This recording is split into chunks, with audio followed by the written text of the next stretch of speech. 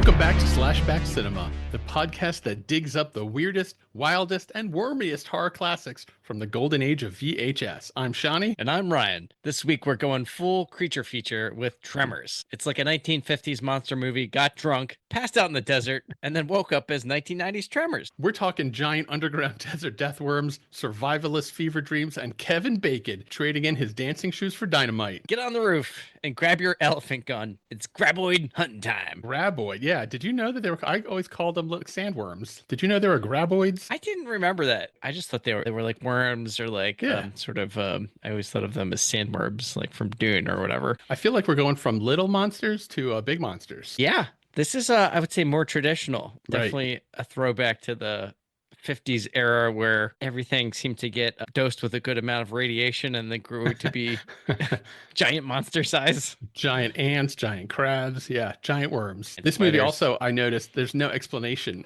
for, I think in Tremors 2, they go more into the background of, so why exactly are there giant worms that are underground? This movie doesn't even like really explain that. I was thinking about that too, because in our Hellraiser discussion, we had talked about how sometimes you're just right into it without the lore backstory. Then as you get further into the series, they unpack the, where do they live? Why are they so evil? Right. Yeah, this one sort of just skips that whole part. And it's like, for whatever reason, the worms are here. And no backstory. Why is it happening now? But right. This is what's going down. Do you remember this movie? Did you see it in 1990? Yeah.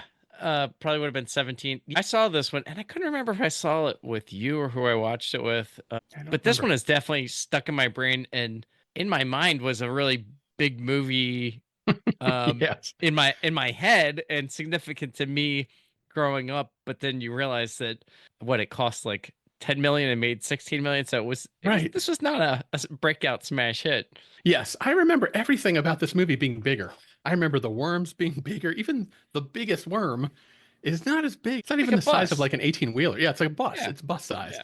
I thought they were going to be gigantic, Dune sized, but they weren't really that at all. So I remember like bigger action, bigger explosions, bigger sets. It's actually like a pretty modest movie. It's very, very kind of contained in kind of the set and scenery. Although it did have, it's got this very expansive landscape. I think it was filmed in Nevada or supposed to be in that area. Right. But the space that the movie shot in, it's definitely small scale. Right. You're really talking for interiors. It's like the bomb shelter and then the general store.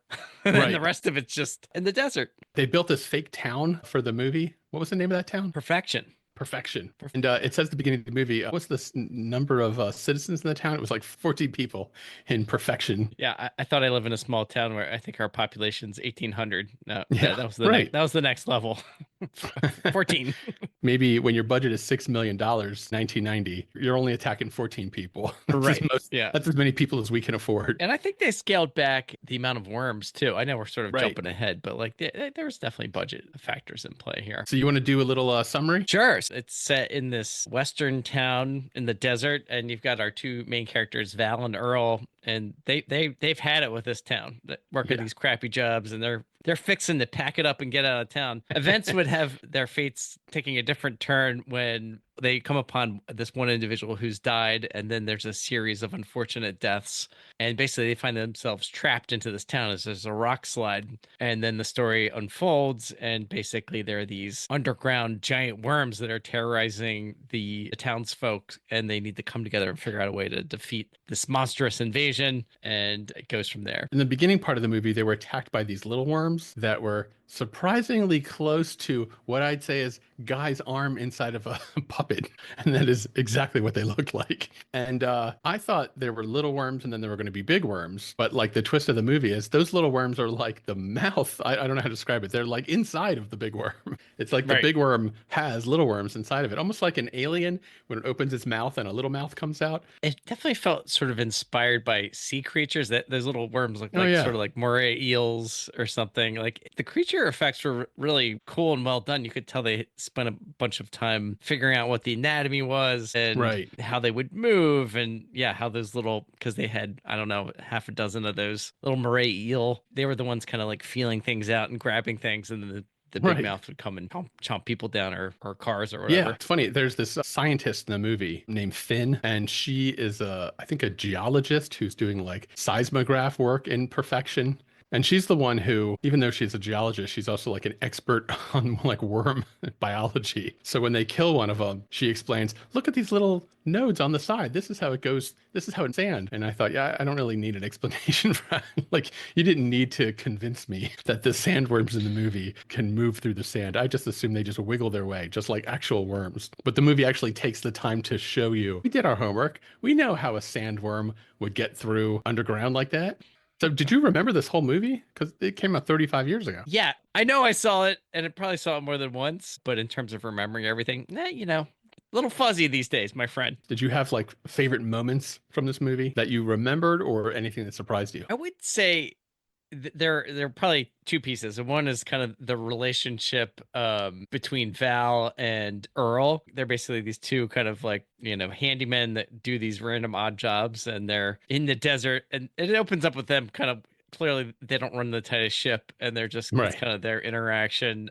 It was just really enjoyable to kind of watch their banter and how they play off of each other. Do their linoleum today and do the garbage tomorrow. Nestor's not home tomorrow. Now look, we don't dig today, we don't get paid today. Now damn it, Valentine, you never plan ahead. You never take the long view. I mean, here it is Monday, and I'm already thinking of Wednesday. It is Monday, right? Well, and then, they were trying to do, it was trash day, and he's spilling the trash everywhere. And Right. then they've got this like rigged up, kind of patched together septic truck. And they're Right. now one of their jobs is pumping the septic, and that proceeds to surprisingly shoot septic sludge all over them.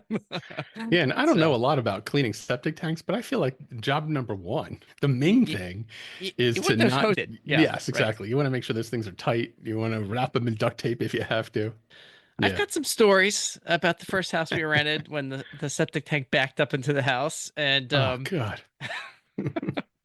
yeah, it's not. You How's don't that want to see experience that for happen. everybody? Yeah, Yeah. we can do a focused episode on how to maintain your septic system properly. Hey, you're yeah. listening to Septic Tank, the podcast for people with septic systems. Yeah, Kevin Bacon's character is described as a jack of all trades, but then like 30 minutes in the movie, I was like, is he a jack of any trades? Because I think he's not much of a jack. Other scenes I really kind of enjoyed. These worms weren't just like dumb worms that would come up. They'd have to figure out Yeah. these ways to get away from them. And Mhm. I just found it really enjoyable. Like the scene where the scientists, they're stuck on this rock, and she thinks of this idea to get them out of there. She's like, we just need to pole vault to the next rock, because if you touch the ground, the worm comes up and eats you. And so it's a series Right. of them just pole vaulting over the rocks. That was kind of Yes.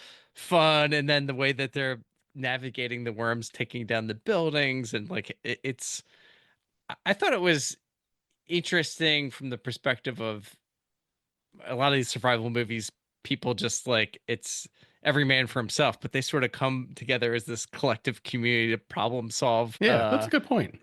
How to take on these worms, and they work together to try to outsmart them. And there's a whole series of scenes where trying to outsmart the worm, who keeps getting smarter and smarter towards the final conclusion of the movie. I checked the point in the movie in which the people in the movie realize that the worm sense vibration. It was 40 minutes in. And I thought I was feeling like restless around 20 minutes in, because I was like, the worm sense vibration. We've all seen Dune. We know Did how you not worms work. read Frank Herbert? Yes, come on. God damn people. it. It's from the 50s, for God's sake.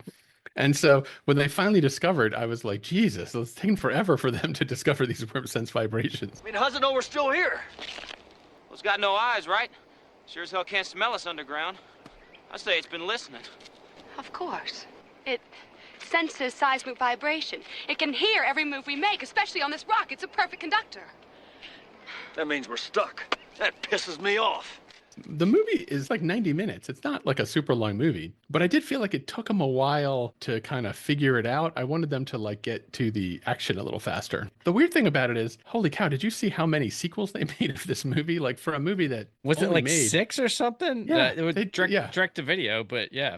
And some Right, more more. TV shows, right? Right, Tremors 2, Tremors 3, Tremors 4, Tremors 5, Tremors A Cold Day in Hell came out in 2018, and then Tremors Shrieker Island came out in 2020, and then there was a television series, Tremors the series, in 2003. Then they tried to do a second series in 2018, but it got pulled. I thought, how beloved are Tremors that there's so much audience demand for Tremors movies? It's really, I haven't seen none of these other things. I didn't even know they existed. What do you got for scenes? Uh-oh, your Let's see. quietness I was makes me. struggling. I feel like this is a little foreshadowing of the stabby rating we're about Okay, to see. yes. Yeah, exactly. All right. I was watching with Kim and she asked, like, somewhere around that scene, the pole vaulting scene, is this really a horror movie? Because it was PG-13. I think it's supposed to get an R rating, but then they cut out a lot of the salty language so they could get a PG-13.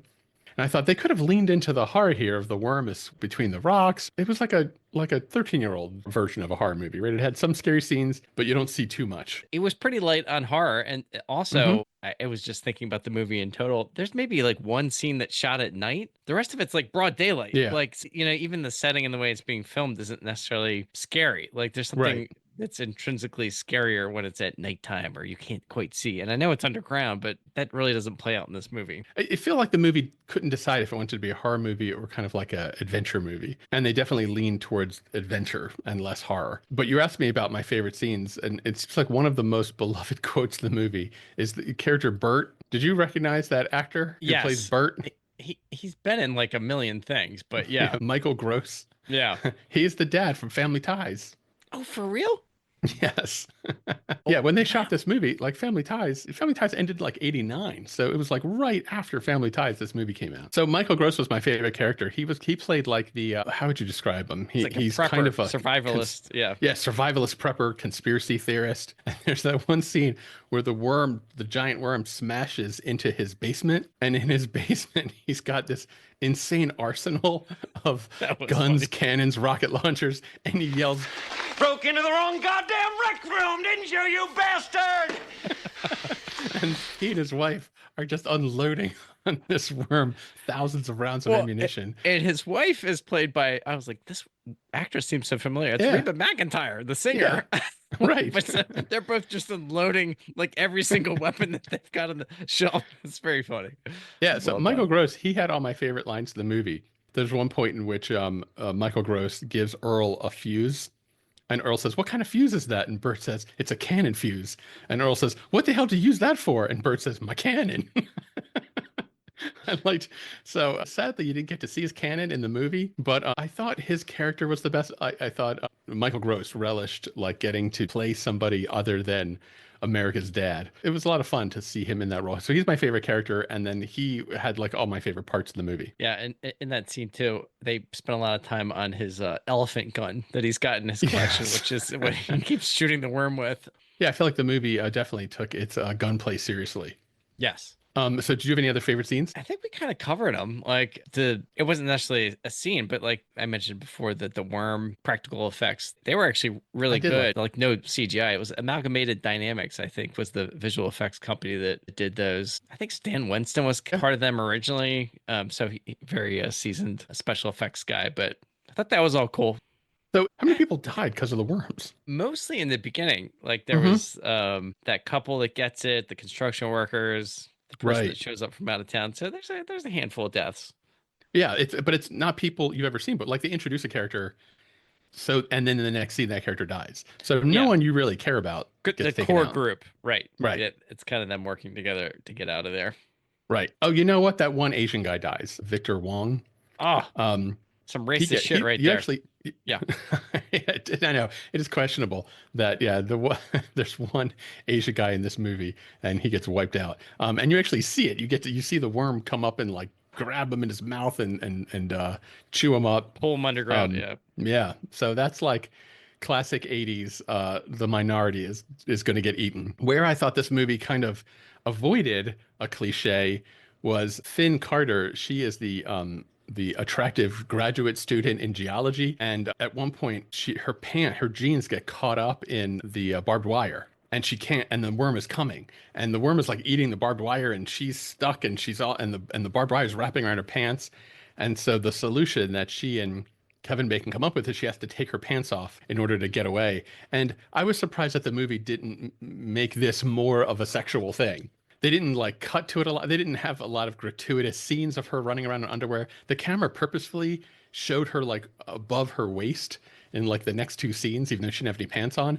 And I thought, well, the movie is actually like trying to avoid the stereotype of here's some flesh for you guys. That was only the recut version, Shani, when they got slapped with the original R rating. They were like, we got to get this out. Like, what can we do? Cut out some expletives. Get our pants back on. I definitely could have used bigger worms. I don't know. And you don't know anything about the sequels. Do we ever get Dune-sized worms? I think we're gonna have to do some digging and really investigate. Like it kind of happened in Godzilla and King Kong, where I feel like Godzilla was like a certain size, and then certain Hmm. movies like had him being like, he's touching the atmosphere. Yes. Like so, Right. That's maybe right. that's what happens later in these. We'll have to watch. What was the last one? It was 2018 or something? I like the name of the other one. It was like Oh, wait. Tremors Shrieker Island. Yeah, that was 2020. Yeah, that was Not that long 30 ago. years after the original came out. It's And Michael crazy to Gross me. was in that one. I saw some scenes of him like running away from an explosion. I was like, there's an older man running right now. Looks a little stiff. Like, is it goddamn it, anything for a paycheck? Yeah, Bacon doesn't come back for any of these.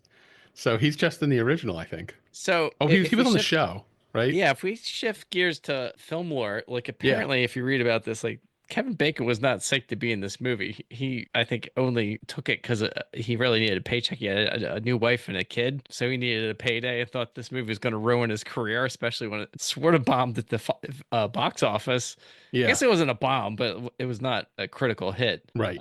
But it sounds like he's come back around on it all these years later. He's come to appreciate the Tremors and says it's one of Yeah. his favorites. So Yeah, I there you saw go. an interview with him recently where he said he was like depressed when this movie came out and he was blaming all of his personal problems on Tremors. So good for him coming around to appreciate his early films. And what I guess Kevin Bacon wasn't like a huge star in 1990, right? He'd already done Footloose. But Footloose, and so I mean, he was kind of.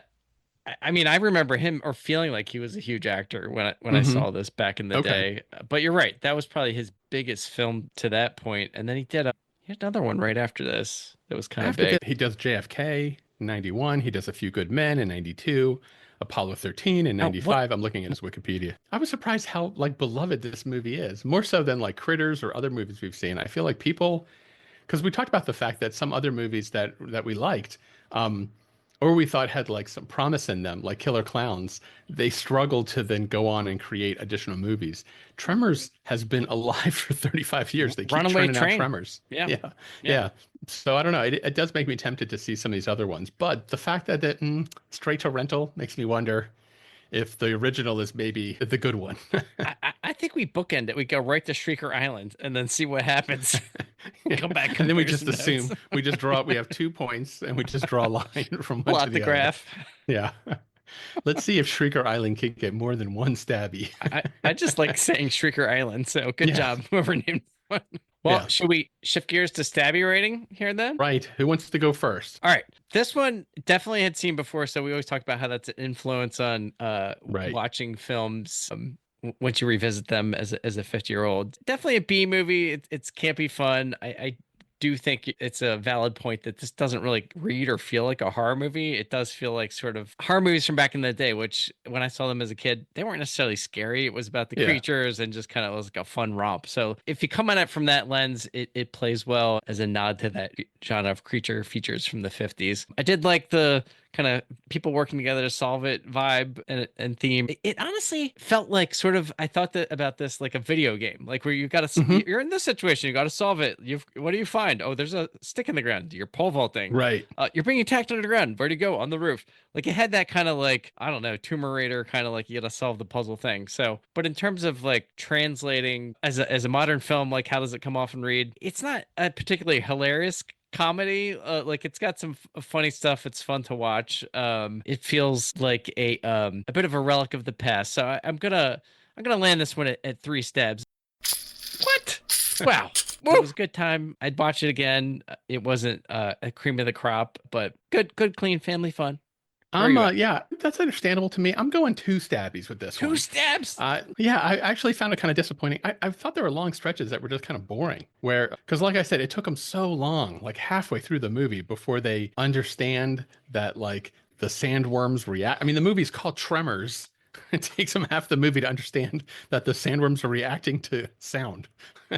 And so I was like restless watching the movie. And then I did like the fact, like you said, that there's this sense of we're all in it together. I mean, the town only has 40 people. It feels like 13 of them are all there trying to solve the problem, but they're not all distinct enough for me. It's not like I didn't feel like everybody equally helped out. It's basically Kevin Bacon, and the geologist. And then inexplicably at the end of the movie, Kevin Bacon and the geologist, like they start making out with each other. And I felt like no indication prior to that they had any romantic interest in each other. That's where I started to think the studio was like, we've studied the numbers, and like we can get $3 million more if there's a love interest. Rewritten, and it actually Yes. did. They screened it, and the people were like, "Kiss, kiss," and so they recut it with them having that kiss at the end, which they didn't build, which that comes out of relationship. nowhere, and it's like these people, there's no indication that they liked each other, and so I felt like multiple scenes were like that, where it was like they just threw it together. So I was surprised. I remember it being like a tighter and more entertaining movie, and the fact that there were all these sequels and spinoffs. I thought, wow, the first one like established this universe, but boy, they were little tiny sandworms, and they didn't seem that dangerous. I was not overly impressed with them. So, or the townsfolk, but by far, I would definitely go back to watch one with Michael Gross's psychopath character, and he comes back. So I'm up for seeing some Tremors sequels. Excellent. All right. Okay. Trivia time. Yeah, let's do it. Ryan, would you like to play a game? I would love to play a game. So we were talking about the fact that we were trying to compare these sandworms to something, and what we came to was they're like the size of cars or the size of buses. So all of my trivia questions, there's 4 of them today, are all about cars and car movies from the 70s and 80s. Okay. How do you feel about that? You feel confident? You feel pretty good? Is it horror movies or it's just movies in general? Just movies in general. Okay. I will mention one horror car movie, but there's not a lot of horror movies in which cars feature. Although there was one famous one from the 80s that I will bring up. Yes. All right. Let's do it. Ready? All right, here we go. So question number 1, you remember the movie Ferris Bueller's Day Off? Why, yes. All right, so the question is, what type of car does Cameron's dad drive in Ferris Bueller's Day Off? And you got 4 choices. You're looking, I see you smugly nodding with confidence, but I'm going to give you these choices anyway, so our listeners have a chance. Yes. So your options are Lamborghini Countach, Porsche 911, Lotus Esprit, or Ferrari. Ferrari. Yes, he drove the Ferrari. Nicely done. And he destroyed it by trying to take the miles off the odometer by running it in backwards. I learned from that movie that's not you can't do that. That running a car in reverse doesn't make the mileage go backwards.